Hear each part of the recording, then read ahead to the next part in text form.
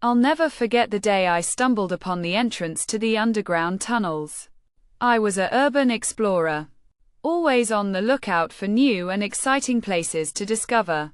My friends and I had heard rumors of a hidden network of tunnels beneath the city, but we never thought we'd actually find them. That was until we stumbled upon an old, abandoned subway station deep in the bowels of the city. The sign above the entrance read, "Closed for renovation." But we knew that was just a cover story.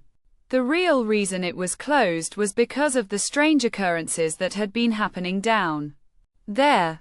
People would report hearing strange noises, seeing shadowy figures, and even experiencing bizarre visions.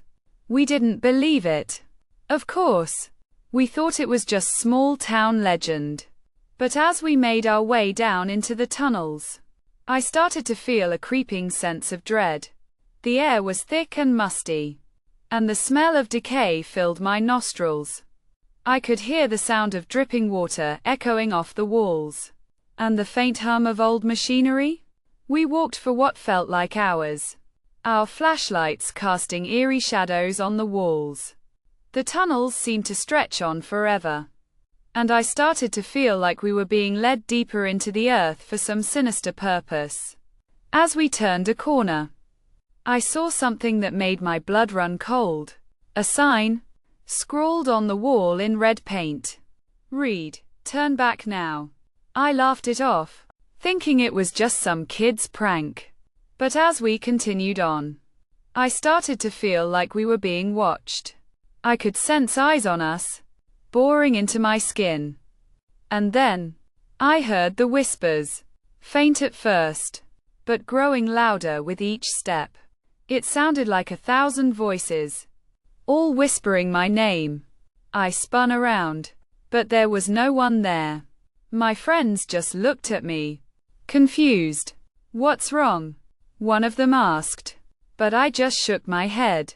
I knew what I heard. And then, the lights flickered and died.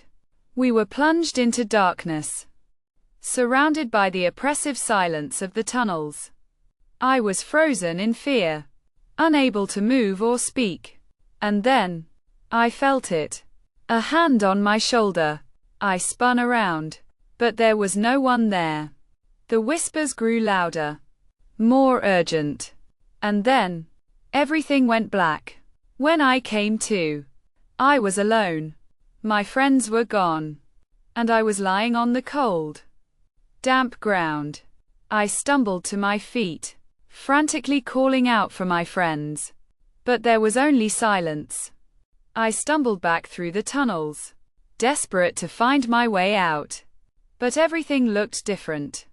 The tunnels seemed to have shifted, and I was lost. I walked for what felt like hours, my heart pounding in my chest, and then I saw a glimmer of light. The exit. I stumbled out into the bright sunlight, gasping for air.